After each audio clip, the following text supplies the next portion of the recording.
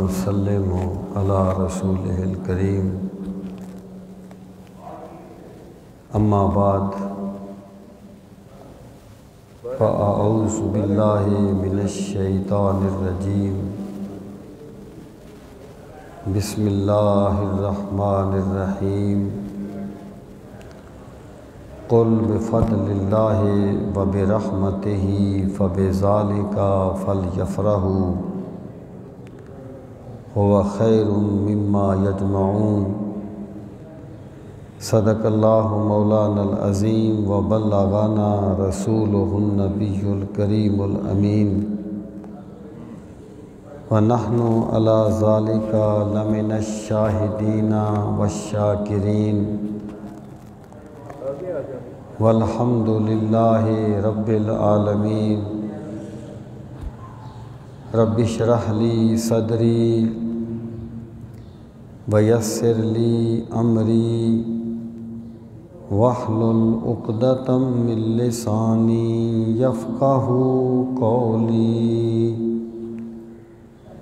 اللہم ارنا الحق حقا وارزقنا اتباعہ وَأَرِنَا الْبَاطِلَ بَاطِلًا وَارْزُقْنَا اجْتِنَابَهُ اللہم ارنا الاشیاء کما ہی ان اللہ وملائکتہ یصلون علی النبی یا ایہا الذین آمنوا صلوا علیہ وسلموا تسلیما اللہم صل وسلم علی سیدنا و مولانا محمد وعلی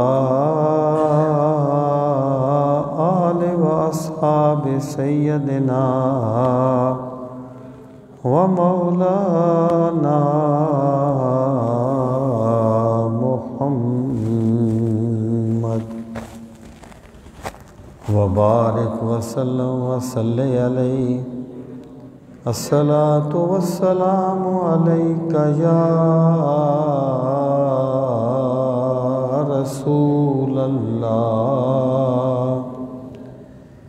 وعلی آلک واصحابک یا حبیب اللہ الصلاۃ والسلام علیک یا شفیع المذنبین وعلی آلک واصحابک یا رحمۃ للعالمین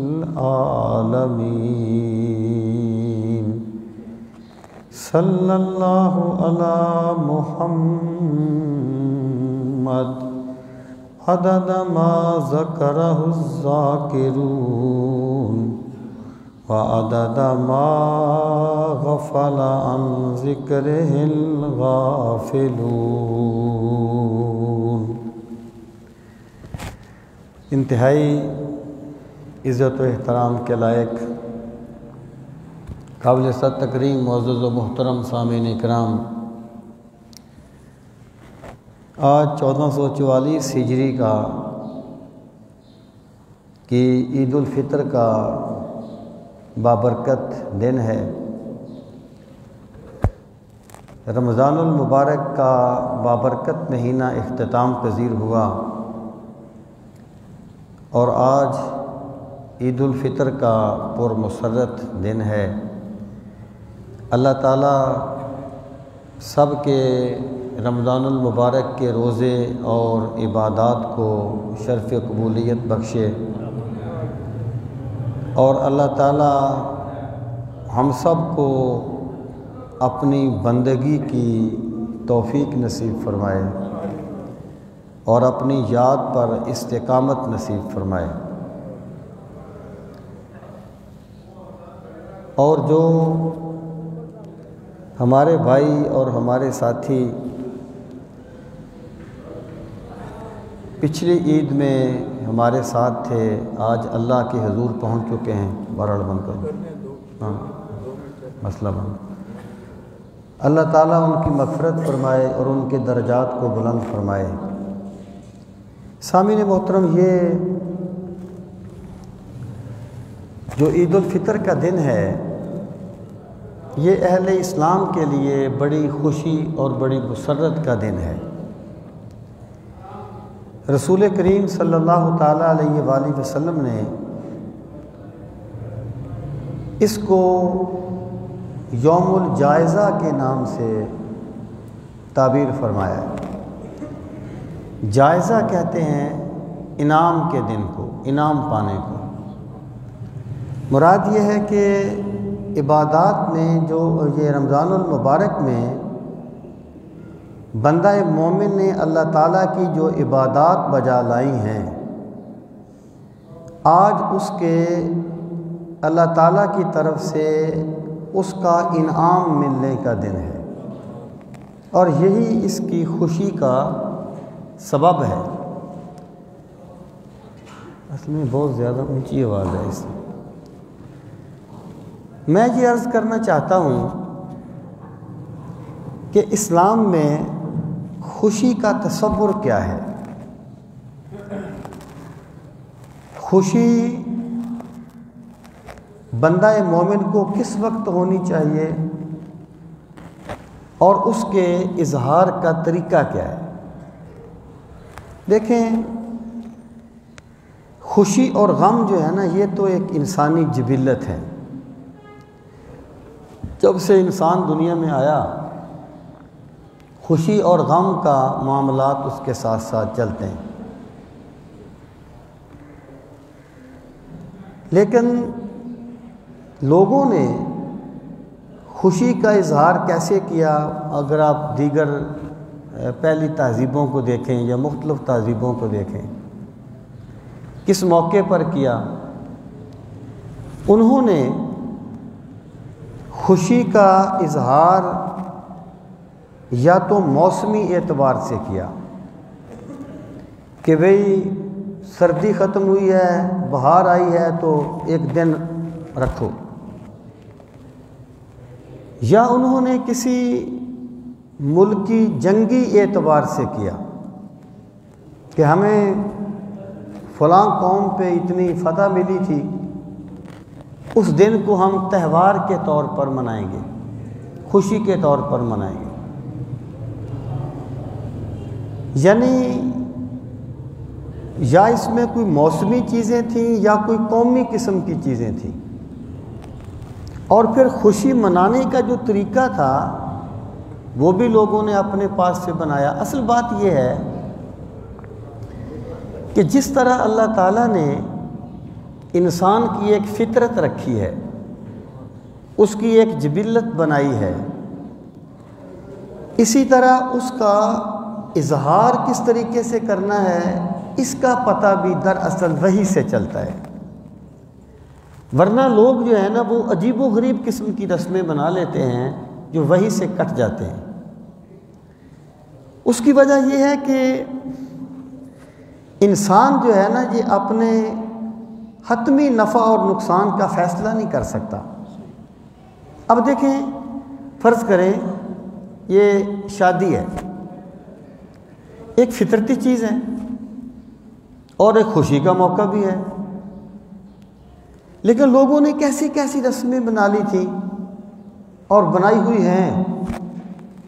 ایک جگہ پہ اب بھی ایک رسم ہے شادی کے موقع پہ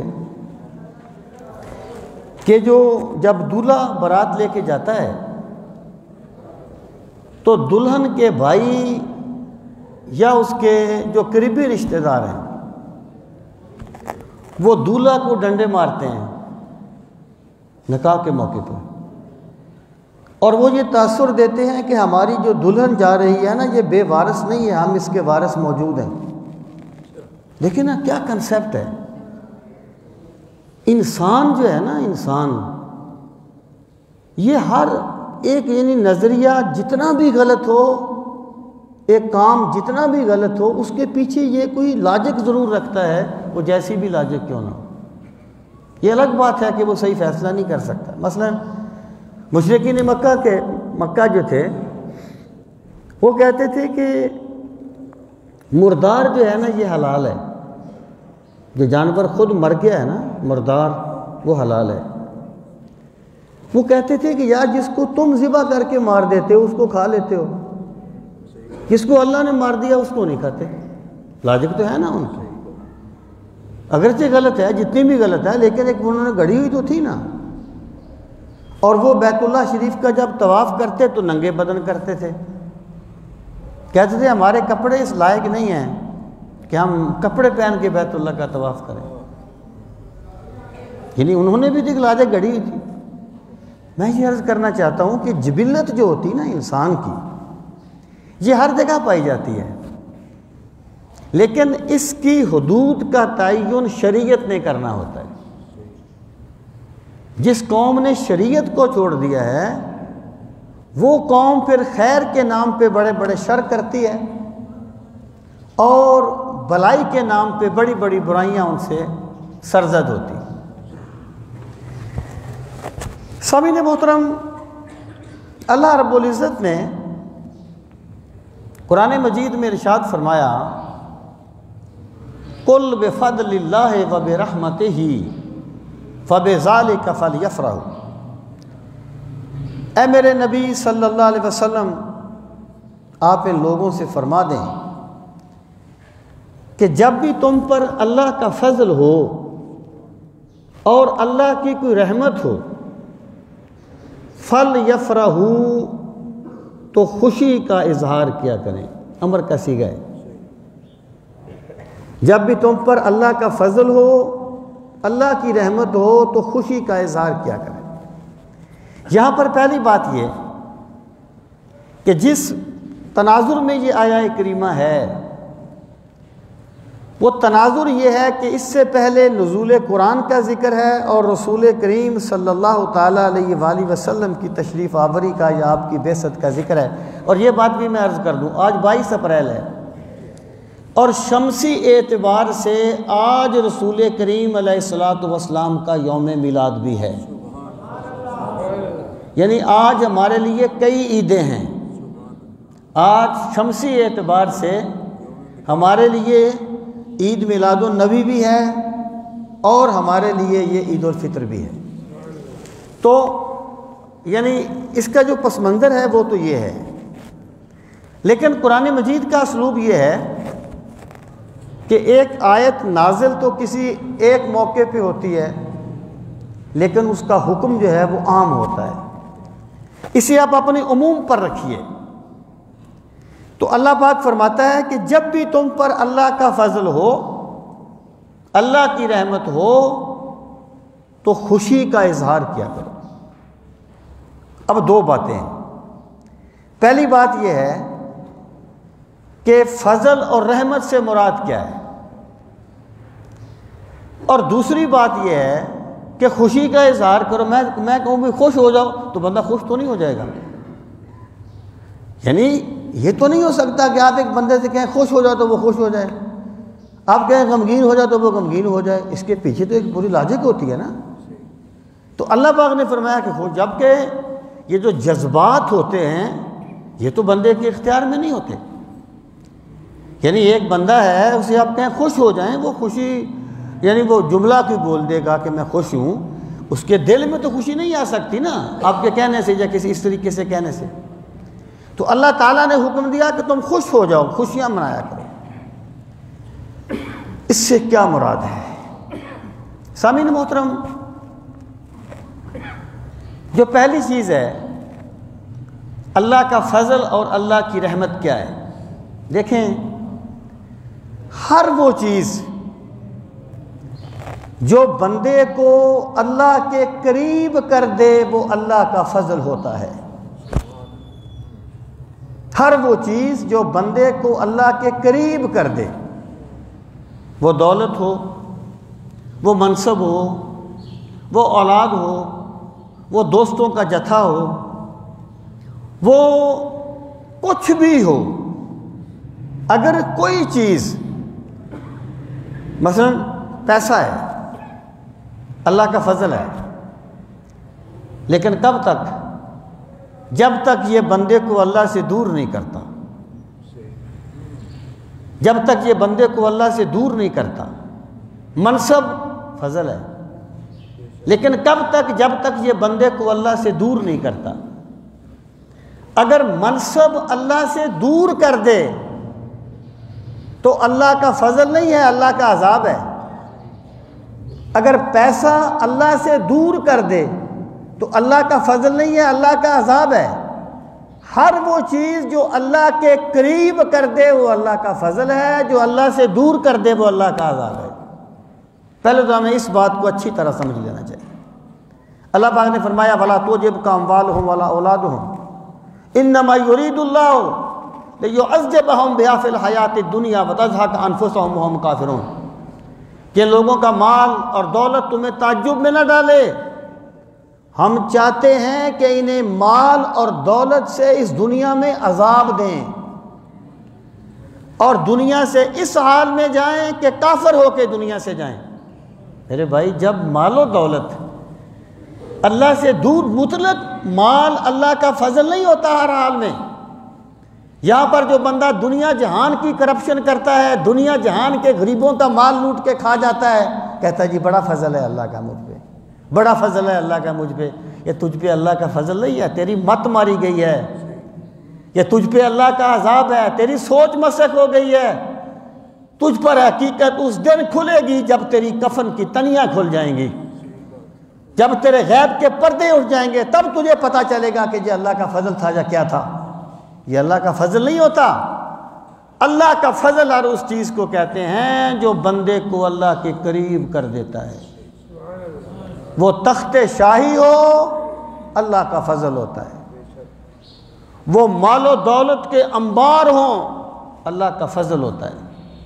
وہ دوست احباب کے جتھے ہوں، اللہ کا فضل ہوتا ہے۔ کب؟ جب اللہ کے قریب کر دیں۔ اور وہ جو حدیث پاک ہے جسے پڑھ کے ایک صاحب کہتے ہیں کہ میں حدیث کا باغی ہو گیا تھا کہ الدنیا ملعون وملعون من فیہا، کہ دنیا ملعون ہے اور جو کچھ دنیا میں ہے وہ بھی ملعون ہے۔ وہ کہتے ہیں میں نے کہا کہ یہ کیا دین ہے، یہ کیا حدیث ہے کہ دنیا جو ہے وہ ملعون ہے یا دنیا جو ہے وہ مردار ہے۔ تو حدیث کے بارے میں بدگمان ہو گیا، جبکہ اگر اس کا اگلا جملہ پڑھ لیا جاتا تو یہ اعتراض ختم ہو جاتا۔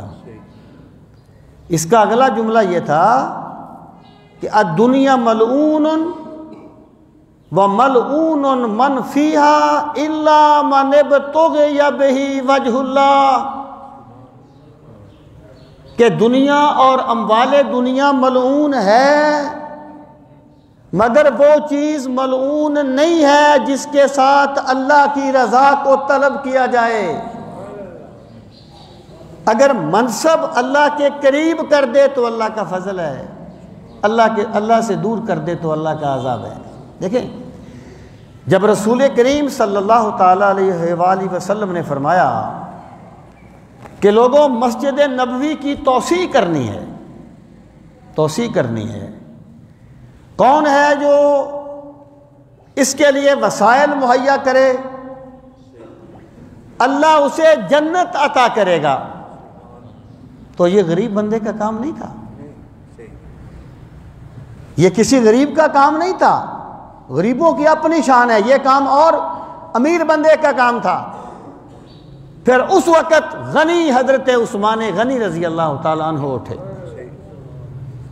بیر مونا کا مسئلہ آیا، حضرت عثمان غنی اٹھے، اور جب غزوہ تبوک کی تیاری تھی تو درہم و دینار پیش کیے۔ صحابہ فرماتے ہیں ہم نے سرکار کو دیکھا کہ سرکار منبر پہ تشریف فرما تھے، حضرت عثمان نے 1000 درہم دیے تھے، اپنی جھولی میں رکھ کے الٹ پلٹ کر رہے تھے اور فرماتے تھے ما در عثمان ما عمل بعد اليوم، آج کے بعد عثمان جو بھی کرے گا اللہ اس پہ گرفت نہیں کرے گا۔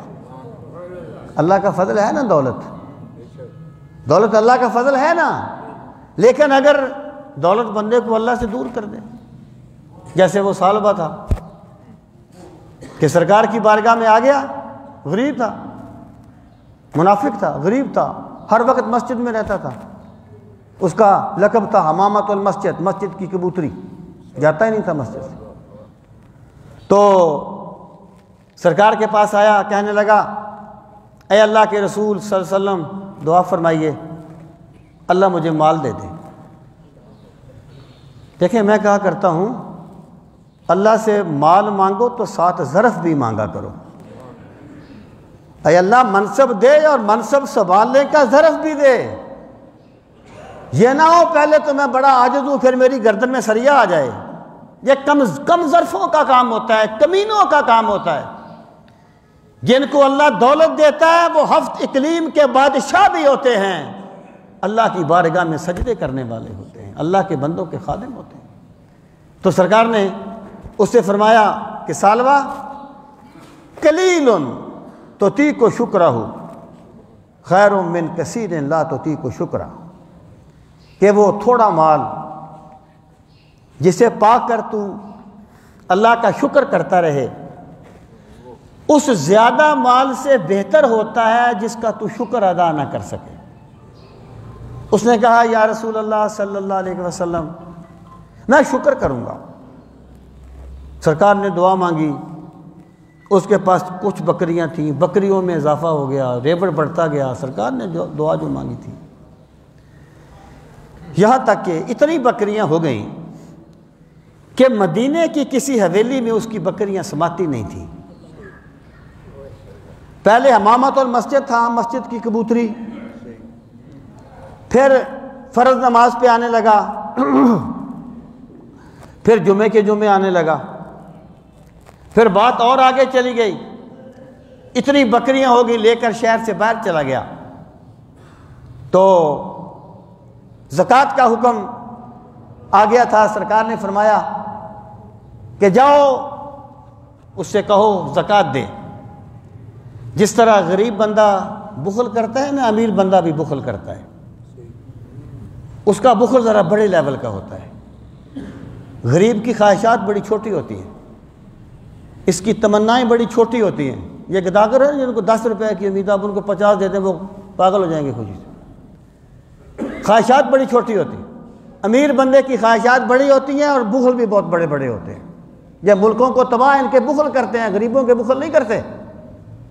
تو اس نے کہا اچھا، حساب لگایا، کہنے لگا او اتنی بکریاں چلی جائیں گی، اتنی بکریاں چلی جائیں گی۔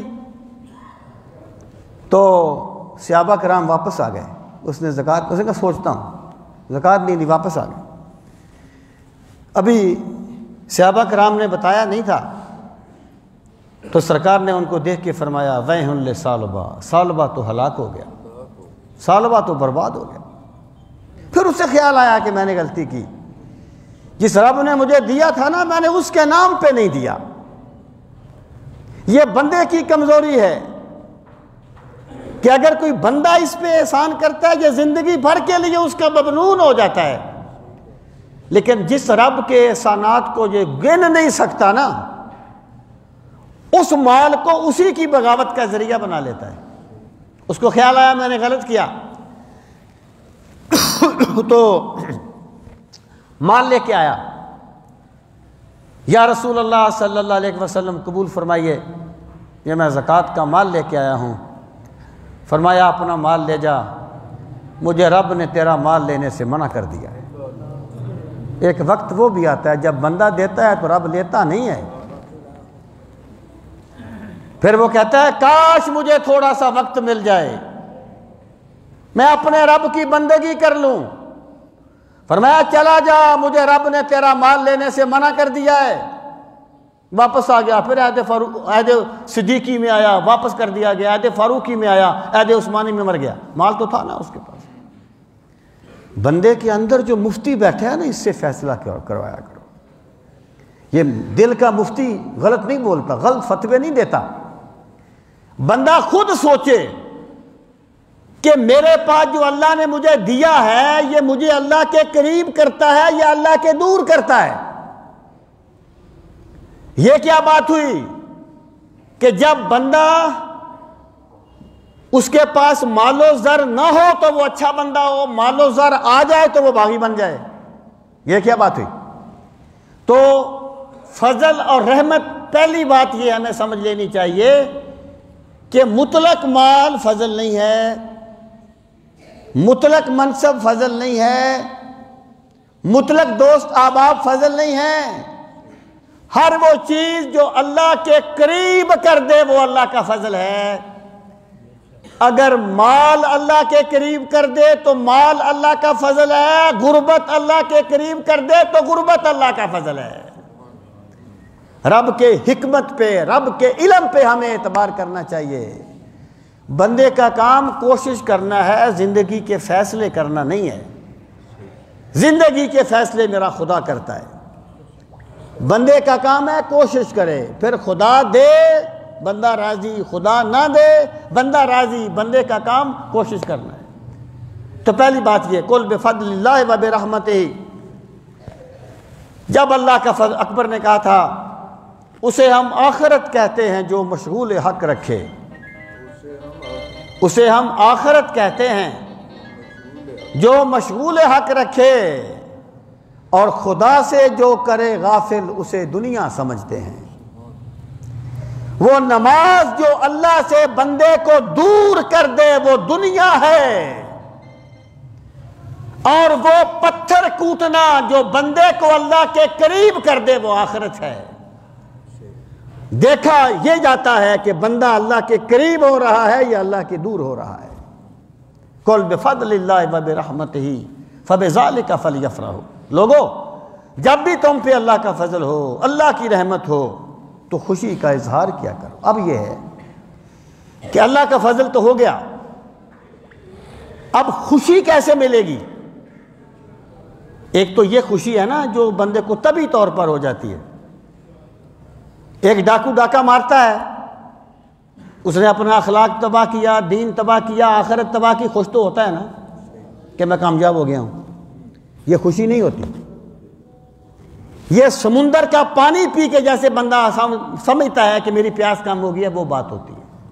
دیکھیں جو خوشی ہے نا اس کی دو صورتیں ہوتی ہیں، ایک ہوتی ہے مصنوعی خوشی، اور نیکی اور بدی میں ایک فرق یہ ہوتا ہے کہ بدی کا معاوضہ جلدی ملتا ہے اور جلدی ختم ہو جاتا ہے۔ بدی کا معاوضہ جلدی ملتا ہے اور جلدی ختم ہو جاتا ہے۔ نیکی کا بدلہ صبر اور تحمل سے ملتا ہے اور پھر ابدی ہوتا ہے۔ بندہ اپنی فطرت کے اعتبار سے نا، جبلت کے اعتبار سے عجلت باز ہے، جلد باز ہے۔ خلق الانسان من عجل، انسان کو عجلت میں پیدا کیا گیا ہے۔ یہ جو چیز جلدی مل جائے نا، مثلا فرض کیجئے گا کہ ایک لذت وہ ہے جو نیند میں ہوتی ہے، ایک لذت وہ ہے جو نیند چھوڑ کے سجدہ کرنے میں ملتی ہے۔ نیند کی لذت بڑی جلدی مل جاتی ہے، بڑی جلدی، اور بڑی جلدی ختم ہو جاتی ہے۔ سرکار نے فرمایا میں نے دیکھا اپنے مکاشفات میں کچھ بندے تھے، ان کے سروں کو پتھر سے کچلا جا رہا تھا، سر کو کچل دیا گیا، پھر سر ٹھیک ہو گیا، پھر پتھر مارا، پھر کچل دیا گیا۔ میں نے پوچھا جبریل یہ کون لوگ ہیں؟ تو جبریل نے بتایا یہ وہ لوگ ہیں جن کے سر نماز کے وقت تکیوں پر بھاری ہو جایا کرتے تھے۔ جلدی ملتی ہے لذت، جلدی ختم ہو جاتی ہے، لیکن جو سجدوں کی لذت ہے نا اس کے لیے جد و جہد کرنی پڑتی ہے۔ اللہ اللہ کرتے کرتے ہوں نظر آیا مجھے، اور ہوں میں جب میں گم ہوا پھر تو نظر آیا مجھے۔ اس کے لیے محنت کرنی پڑتی ہے، جد و جہد کرنی پڑتی ہے، اور جب بندے کو نیکی کی لذت ملتی ہے نا، کیفیت ملتی ہے، پھر یہ دائمی لذتیں ہوتی ہیں۔ مٹا دیا میرے ساقی نے عالم من و تو، پلا کے مجھ کو میں لا الہ الا ہوں۔ پھر جب لا الہ کا نشہ چڑھتا ہے نا تو دنیا کی ساری رکاوٹیں پیچھے رہ جاتی ہیں، لا الہ کا نشہ غالب آ جاتا ہے۔ تو خوشی جو ہوتی ہے نا ایک مصنوعی ہوتی ہے، یہ کوئی خوشی نہیں ہوتی۔ یہ مثلاً جو ہمارے جو کامیڈین ہوتے ہیں، اداکار، ایسا بھی ہوا، ایک نے خود بتایا تھا، اس نے کہا میرا باپ فوت ہو گیا، میں وہ کیا تھیٹر کر رہا تھا، لوگوں کو ہنسا رہا تھا، مجھے انہوں نے بتایا کہ بھی گھر جانا ہے، میں سمجھ گیا کیوں جانا ہے، کہ میرا باپ فوت ہو گیا۔ میں نے کہا چلتے ہیں پہلے یہ تھیٹر پورا کر لیں۔ کہتا ہے باپ گھر میں مرا ہوا تھا، میں لوگوں کو ہنسا رہا تھا۔ یہ مصنوعی خوشی، اب وہ خوش تو نہیں تھا نا، جس کا باپ مر گیا وہ خوش تو نہیں ہوتا نا، یہ مصنوعی خوشی ہے، یہ کوئی کمال نہیں ہوتا۔ ایک ہے حقیقی خوشی، اور حقیقی خوشی ملتی کب ہے؟ یہ کسی کا حق مار کے نہیں ملتی، کسی کی عزت لوٹ کے نہیں ملتی، کسی کو کچل کے نہیں ملتی۔ حقیقی خوشی اس وقت ملتی ہے جب بندہ اپنے رب کو راضی کر لیتا ہے، اور مال و دولت ہے۔ بندے کا پرابلم یہ ہے کہ بندہ جیتا ہے اسباب کی دنیا میں، خو گرے پے کرے محسوس تھی انسان کی نظر، اقبال نے کہا تھا، اور اس پہ اب فلسفوں کی بنیاد رکھتے ہیں اس کے شعر پہ، کہ خو گرے پے کرے محسوس تھی انسان کی نظر، مانتا پھر کوئی اندیکھے خدا کو کیوں کر۔ بندہ جو ہے نا یہ تو پے کرے محسوس کا خوگر ہے، جسے دیکھتا ہے اسے مانتا ہے۔ جدید سائنس یہ کہتی ہے کہ ہم اس چیز کو کیسے مانیں جس کو ہم نے دیکھا نہیں۔ ان کے نزدیک جس کو دیکھا نہ جائے اس کو ماننا کوئی لاجک نہیں بنتی، جبکہ یہ غلط ہے۔ بہت سی چیزیں ہیں جو آپ مانتے ہیں، آپ نے دیکھی نہیں ہیں، آپ مانتے ہیں۔ کبھی آپ نے خوشی کا وجود نہیں دیکھا کہ خوشی آ رہی ہے، خوشی جا رہی ہے، لیکن شواہد بتاتے ہیں کہ بندہ خوش ہے کہ نہیں۔ آپ نے کشش شکل کا وجود نہیں دیکھا، لیکن شواہد بتاتے ہیں کہ ہے۔ تو بہت سی چیزوں کو شواہد کی بنیاد پر مانا جاتا ہے، اس لیے یہ نظریہ غلط ہے کہ جس کو دیکھیں گے اس کو مانیں گے، لیکن بہرحال یہ گراؤنڈ ریالٹی ضرور ہے کہ بندہ پے کرے محسوس کا خوگر ہے، بندہ جس کو دیکھتا ہے اس کو مان لیتا ہے۔ اور یہ تو دنیا ہے نا، یہ ہے عالم اسباب، یہاں سب کچھ خدا کرتا ہے، کرتا اسباب کے پردے میں۔ بندہ پیاسا ہو نا اگر تو وہ پانی پیتا ہے، پانی سبب ہے، حقیقت میں پیاس بجھانے والا نہیں ہے۔ پیاس بجھانے کا سبب اسے اللہ نے بنایا ہے۔ اب جو کافر ہوگا، منکر ہوگا اللہ کا، وہ سارا کچھ پانی کو سمجھے گا، اور جسے اللہ نے ایمان کی آنکھ دی ہوگی وہ پانی کے پیچھے رب مسبب الاسباب کی ذات کو دیکھے گا۔ یہ دنیا ہے عالم اسباب، یہاں جو کچھ بھی ہوتا ہے نا سبب کے پردے میں ہوتا ہے، یہاں اللہ تعالیٰ خود آ کے کچھ نہیں کرتا، یعنی اللہ تعالیٰ خود آ کے نہیں کرتا کہ یہ کام کر دو، یہ بندہ مشکل میں پھنسا ہوا ہے چلو اس کا یہ نہیں، اس طرح نہیں ہوتا۔ اللہ سبب پیدا کرتا ہے۔ کہتے ہیں نا ایک بندہ درخت کے نیچے کھڑا تھا تو بڑے وہ بادل اٹھا ہوا تھا، طوفان آنے والا تھا، ایک بندہ گزرا، اس نے کہا وہ گھر چلا جا، طوفان آ جائے گا، مر جائے گا۔ اس نے کہا اللہ مجھے بچائے گا۔ پھر دوسرا بندہ آیا، اس نے کہا اوے گھر چلا جا، طوفان آ رہا ہے، مر جائے گا۔ اس نے کہا اللہ مجھے بچائے گا۔ 4 بندے گزرے، چاروں نے کہا گھر چلا جا، وہ نہیں گیا۔ طوفان آیا، درخت گرا، نیچے آ کے مر گیا۔ کسی نے کسی اللہ والے سے پوچھا یہ کیوں مر گیا، یہ کس لیے مر گیا، اللہ نے اس کو بچایا کیوں نہیں؟ وہ کہتا تھا اللہ مجھے بچائے گا۔ اس نے کہا اللہ نے اسے 4 مرتبہ بتایا تھا اپنے گھر چلا جا، وہ گیا ہی نہیں۔ بتایا تو بندوں نے تھا نا، تو بندوں کو بھی تو اللہ نے بھیجا تھا۔ یہ دنیا عالم اسباب ہے، یہاں پہ حقیقی خوشی تب ملتی ہے جب بندہ اسباب کا پردہ اٹھا کے مسبب الاسباب کو دیکھ لیتا ہے۔ بندہ تو ہمیشہ میں کے چکر میں رہتا ہے کہ میں بڑا ذہین ہوں، میں بڑا فتین ہوں، میں نے بڑی محنت کی ہے، میں بڑا تاجر ہوں، میں بڑا ماہر ہوں، میں یہ کرتا ہوں، اس کی تو میں نہیں مرتی، یہ خود مر جاتا ہے۔ بندہ جیتا ہے میں کے خول میں، جب تک میں رہتی ہے نا اس وقت تک توحید نہیں ملتی۔ غالب نے کہا تھا ہر چند سبک رفت ہوئے بت شکنی میں، ہر چند سبک رفت ہوئے بت شکنی میں، ہم ہیں تو ابھی راہ میں ہیں سنگ گراں، اور جب تک میں رہتی ہے نا میں، اس وقت تک بندہ توحید کی لذت نہیں پاتا۔ تو بندہ جیتا ہے اپنے اسباب کی دنیا میں جیتا ہے، میں حقیقی خوشی کیسے ملے گی؟ بندہ یہ نہ کہے کہ میں نے بڑی محنت کی ہے تو مجھے یہ چیز ملی ہے، میں نے بڑی محنت کی ہے مجھے یہ چیز ملی ہے۔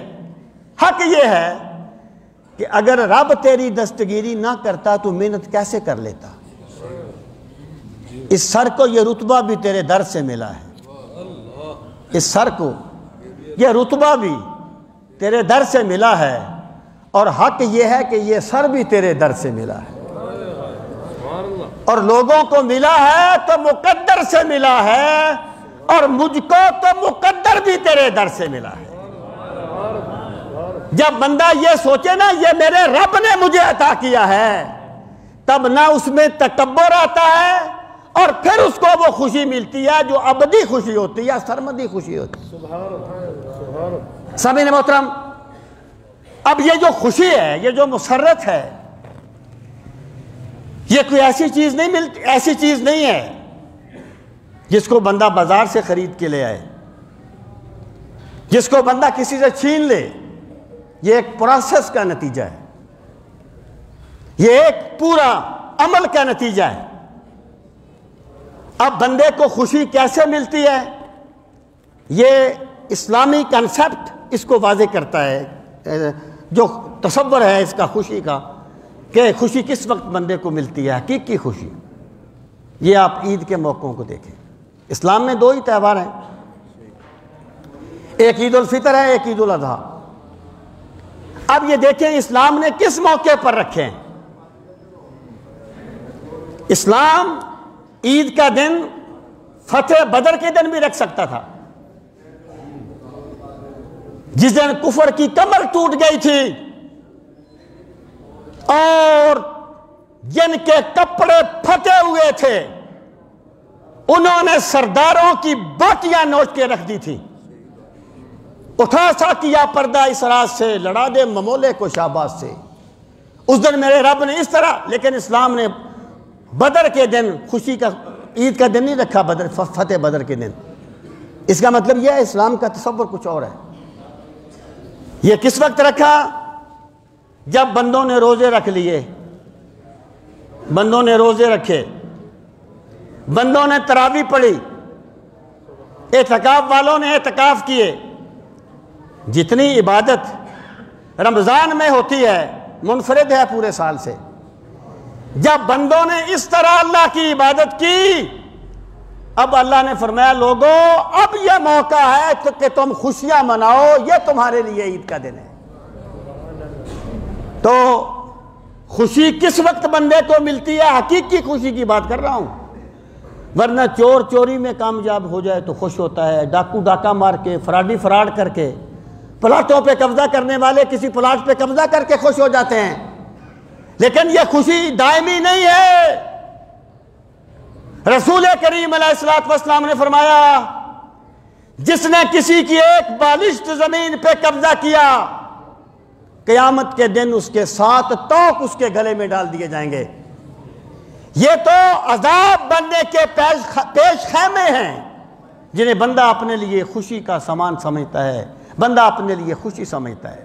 حضرت علی المرتضیٰ رضی اللہ تعالیٰ عنہ باب مدینہ علم، باب دار الحکمت ارشاد فرماتے ہیں، آپ نے فرمایا انما العید، کہ عید صرف اس شخص کے لیے ہے من قبل اللہ صیامہ، جس کے روزوں کو اللہ نے قبول کر لیا ہے، وشکر اللہ قیامہ، اور جس کی تراویح کو اللہ نے شرف پذیرائی بخشا ہے۔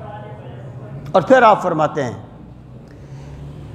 کہ کل یوم لا یعصی اللہ فیہ فہو یوم عید، کہ ہر وہ دن جس دن بندہ اپنے رب کی نافرمانی نہ کرے، جس دن بندہ اپنے رب کی نافرمانی سے بچ جائے، بندہ مومن کے لیے ہر وہ دن عید کا دن ہوتا ہے۔ اے عزیز چے پرسی چے شب قدر نشانی، ہر شب شب قدر است گر تو قدر دانی۔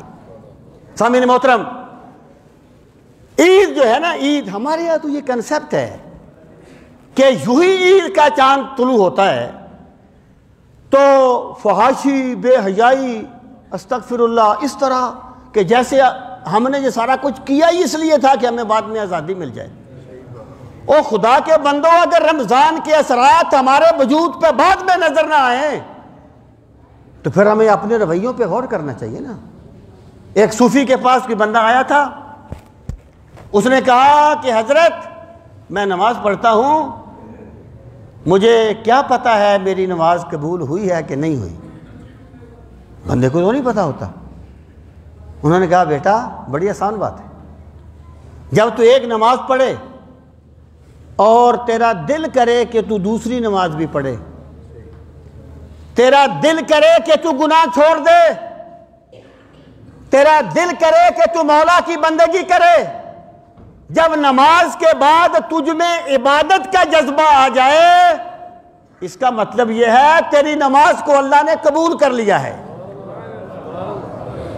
اگر نماز کے درمیان بھی سوچنا ہے کہ کرپشن کیسے کرنی ہے، ملاوٹ کیسے کرنی ہے، حق کیسے مارنا ہے لوگوں کا، لوگوں کو ذلیل کیسے کرنا ہے، اور نماز کے بعد جا کے بھی یہی کام کرنا ہے، تو پھر اس کو فارمیلٹی کہا جاتا ہے، اقامت صلاۃ نہیں کہا جاتا۔ پہلی بات یہ۔ اور سامعین محترم، دوسری بات میں یہ عرض کروں گا کہ یہ میرے رب کا ایک ضابطہ ہے۔ دیکھیں جو مخلوق ہے نا، مخلوق یہ اللہ کا کنبہ ہے، یعنی ایک تشبیہ کے انداز میں الخلق و عیال اللہ، کہ مخلوق اللہ کا کنبہ ہے۔ اور روایت میں آتا ہے الخلق و عیال اللہ، مخلوق اللہ کا کنبہ ہے، من احب الخلق احبہ الی اللہ، او کما قال، کہ مخلوق اللہ کا کنبہ ہے، جو اللہ کے بندوں سے محبت کرتا ہے اللہ اس سے محبت کرتا ہے۔ اللہ تعالیٰ کا ایک ضابطہ ہے۔ دیکھیں جس طرح بدنی ضابطے ہوتے ہیں نا، مادی ضابطے، اس طرح روحانی بھی ضابطے ہوتے ہیں۔ پھر وہی بات کہ بندہ جو ہے یہ عالم اسباب کا پنچھی ہے، یہ تو روحانیت کی طرف آتا ہی نہیں، یہ تو سوچتا ہی نہیں کہ میری کی روح کی دنیا بھی ہے،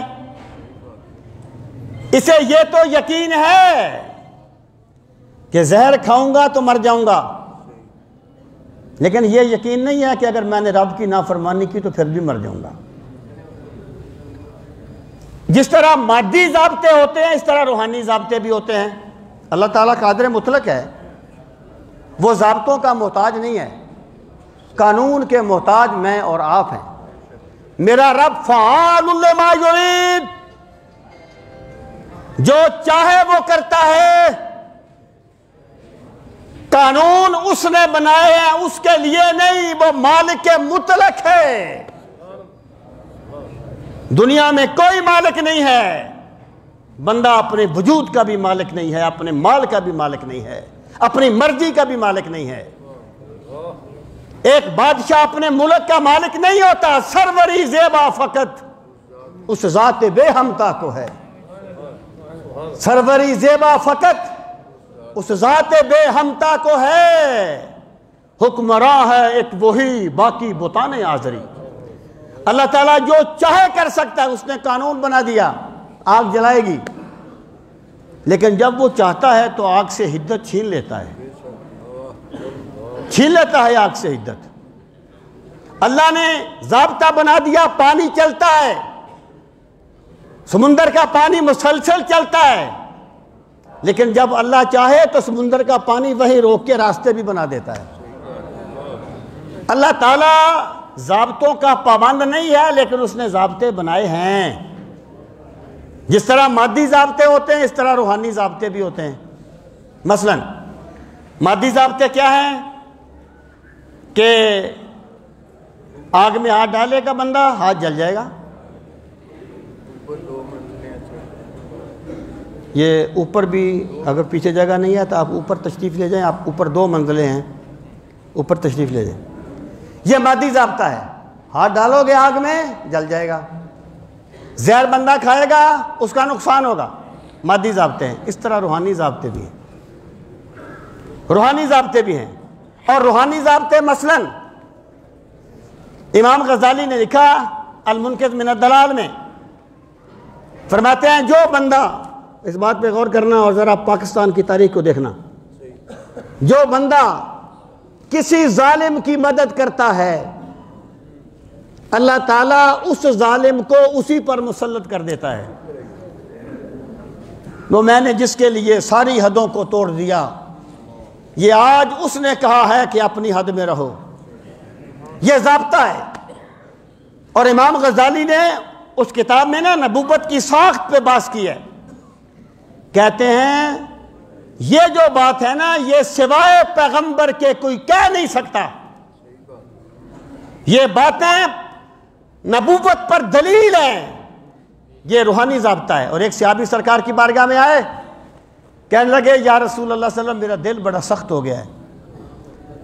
تو دل کی سختی سے مراد یہ نہیں تھا کہ کوئی یہ جو دل پمپ کرتا ہے خون کو، اس میں کوئی مراد یہ تھی کہ مجھے رقت قلبی نہیں ملتی، اپنے گناہوں کو یاد کر کے کبھی رونا نہیں آتا، کسی غریب پہ ترس کھانے کا جذبہ نہیں ملتا، میرا دل بڑا سخت ہو گیا۔ جو کل میں نے عرض کیا تھا نا جمعے پر کہ صحابہ جب بھی سوال کرتے تھے ایمان کے بارے میں پوچھتے تھے، کیونکہ ان کے نزدیک سب سے قیمتی متاع ایمان تھی، وہ ایمان کی فکر میں لگے رہتے تھے۔ کہنے لگے میرا دل بڑا سخت ہو گیا ہے، تو سرکار نے فرمایا یتیم کے سر پہ محبت سے ہاتھ پھیرا کر، اللہ تجھے دل کی نرمی عطا فرمائے گا۔ یہ روحانی ضابطہ ہے۔ اس طریقے سے روحانی ضابطے ہیں اللہ تعالیٰ کے۔ فرمایا من ستر مسلمان سترہ اللہ یوم القیامہ، جو کسی مسلمان کی پردہ پوشی کرے گا اللہ اس کی پردہ پوشی کرے گا۔ اور جنت اور دوزخ مرنے کے بعد کی چیزیں ہیں، لیکن شروعات اسی جہان سے ہو جاتی ہیں۔ یہیں بہشت بھی ہے، حور و جبریل بھی ہیں، تیری نگاہ میں ابھی طاقت نظارہ نہیں۔ جو بندہ یہ چاہتا ہے، کس بندے میں عیب نہیں ہوتے، ہم میں سے ہر بندہ عیب دار ہے، اللہ سب کے پردے رکھے۔ جو بندہ یہ چاہتا ہے کہ میرا رب میرے پردے رکھے، اسے چاہیے کہ اللہ کے بندوں کے پردے رکھے۔ جو بندہ یہ چاہتا ہے خدا مجھے معاف کر دے، اسے چاہیے کہ اللہ کے بندوں کو معاف کر دیا کرے۔ اور جو بندہ یہ چاہتا ہے کہ خدا مجھے خوشی دے، اسے چاہیے کہ وہ لوگوں کو خوش کرنے کا سامان کرے۔ دوسروں کی خوشیاں چھیننے والے کو کبھی خوشی نہیں ملتی، یہ میرے رب کا ضابطہ ہے۔ دوسروں کی خوشیاں چھیننے والا ان کا مال چھین سکتا ہے، ان کا منصب چھین سکتا ہے، ان کی جان لے سکتا ہے، لیکن خود اسے خوشیاں نصیب نہیں ہوں گی۔ ممکن ہے اس کی اولاد ہی اس کے لیے غم بن جائے، اس کا مال و دولت اس کے لیے غم بن جائے، اس کے دوست احباب اس کے لیے غم بن جائیں۔ یہ دنیا جو ہے نا، یہ اللہ تعالیٰ نے غیب کو ایک پردے میں رکھا ہے۔ یہاں ایسا نہیں ہوتا کہ بندے نے گناہ کیا ہے تو اللہ فرمائے اس نے گناہ کیا، اس کی ٹانگیں توڑ دو۔ اگر یہاں پر گناہ کرنے پہ کینکری پہ آگے لگ جائے تو کوئی گناہ نہ کرے۔ یہ قبروں کی چیخیں اگر ذرا بندہ سن لے تو کوئی گناہ نہ کرے۔ یہاں سب کچھ غیب میں رکھا گیا ہے۔ یہاں کیا ہے؟ اللہ فرماتا ہے یہ میرا باغی ہو گیا ہے، اس سے سجدوں کی توفیق چھین لو۔ یہ میرا نافرمان ہے، اسے کبھی میری راہ میں مال خرچ کرنے کی توفیق نہ دو، اسے نافرمان اولاد دے دو، اسے بگڑے ہوئے دوست دے دو۔ یہاں پر اللہ کے ضابطے اس طریقے سے چلتے ہیں۔ تو جو بندہ یہ چاہتا ہے مجھے حقیقی خوشی ملے، اس کا ایک طریقہ ہے کہ وہ اللہ کے بندوں کو خوش رکھے۔ یاد رکھنا، جو بندے انتقامی نفسیات میں جیتے ہیں، انتقامی نفسیات میں، وہ کبھی سکھ کی نیند نہیں سوتے۔ یہاں پر اللہ سکھ اسے دیتا ہے جو معاف کرنے کا جذبہ رکھتا ہے، اور خوشیاں اسے ملتی ہیں جو دوسروں کو خوش کرنے کا سامان کرتا ہے۔ دوسروں کی خوشیاں چھیننے والے کو میرا خدا کبھی خوشی نہیں دیتا۔ مصنوعی خوشی ہو سکتی ہے، حقیقی خوشی نہیں دیتا۔ واصف علی واصف نے کہا تھا کہ اگر خوش رہنا چاہتے ہو تو دوسروں کی خوشیاں برباد نہ کرو۔ سامعین محترم، یہ عید الفطر کا دن ہے، خوشیوں کا دن ہے۔ ہمیں سمجھ لینا چاہیے کہ خوشی ملتی کس وقت ہے اور اللہ کے نظام میں خوش رہنے کا طریقہ کیا ہے۔ اللہ تعالی ہم سب کو سدا دونوں جہانوں کی مسرتیں اور خوشیاں نصیب فرمائے۔ اب وقت جو ہے وہ ہو رہا ہے۔ صدقہ فطر آپ نے ادا کر دیا ہوگا 320 روپے پر ہیڈ۔ اگر کسی نے نہیں کیا تو لازمی فوری طور پر کرے۔ اگر کسی کا روزہ کوئی رہ گیا ہے تو وہ بعد میں رکھے۔ عید کے دن روزہ رکھنا حرام ہوتا ہے۔ اگر کوئی یہ معذور ہے، بیمار ہے، شاق فانی جس کو کہتے ہیں، یا تو وہ فدیہ دے۔ فدیہ جو ہے وہ 320 روپے ایک روزے کا، اگر وہ صاحب استطاعت ہے فدیہ دے تو فدیہ دے۔ اور پھر یہ شوال میں 6 روزے ہیں، اس کی حدیث پاک میں ترغیب آئی ہے کہ جو بندہ شوال کے 6 روزے مسلسل رکھے تو ایسا ہے جیسے وہ پورا سال روزے سے رہا۔ تو نہ، عید کے بعد سے 6 دن مسلسل۔ اللہ تعالی ہم سب کو اپنی بندگی کا ذوق نصیب فرمائے۔ وما علینا الا البلاغ المبین۔ اب عید کی نماز ہو گیا ٹائم؟ ہاں نہیں، نوافل تو نہیں پڑھنے ہوتے نا، یہ میں خیر بھول جاتا ہوں بتانا۔ یہ جو دیکھیں، میں شریعت جو ہے نا، شریعت یا عبادت، یہ ذوق کا نام نہیں ہے، حکم ماننے کا نام ہے۔ ایک ہمیں پہلی بات یہ سمجھ لینی چاہیے کہ عبادت جو ہے اپنے آپ کو زیادہ مشقت میں ڈالنے کا نام نہیں ہے، اللہ کا حکم ماننے کا نام۔ اللہ تعالیٰ فرمائے کہ روزہ رکھو تو رکھنا عبادت ہے، اللہ فرمائے کھول لو تو کھولنا عبادت ہے۔ بندہ کہے جی میں تو عشاء کے بعد کھولوں گا، یہ غلط ہے، یہ اسلامی تصور نہیں ہے۔ عید کے دن نوافل پڑھنے مکروہ ہوتے ہیں۔ عید کی نماز سے پہلے گھر میں بھی اور عیدگاہ میں بھی نوافل نہیں پڑھنے چاہیے، سوائے جو سنتے ہیں نماز کی، جو نماز کے ساتھ جو نوافل ہیں وہ سنتوں کے حکم میں ان کی بات اور ہے۔ اور عید کے بعد عیدگاہ میں نوافل نہیں پڑھ سکتے، گھر میں پڑھ سکتے ہیں۔ تو اس لیے اس چیز کو بھی ملحوظ خاطر رکھنا چاہیے۔ تو جن سے اللہ اگر ایک بندہ عادی ہے، فرض کرے وہ اشراق کی نماز پڑھتا ہے، تو یہ اس کا امتحان ہے کہ وہ ذوق کی بندگی کرتا ہے یا حکم مانتا ہے اللہ اور اللہ کے رسول کا۔ تو وہ نہ پڑھے تو میرا خدا اسے اجر دے گا بغیر پڑھنے کی، کیونکہ عید کا دن ہے۔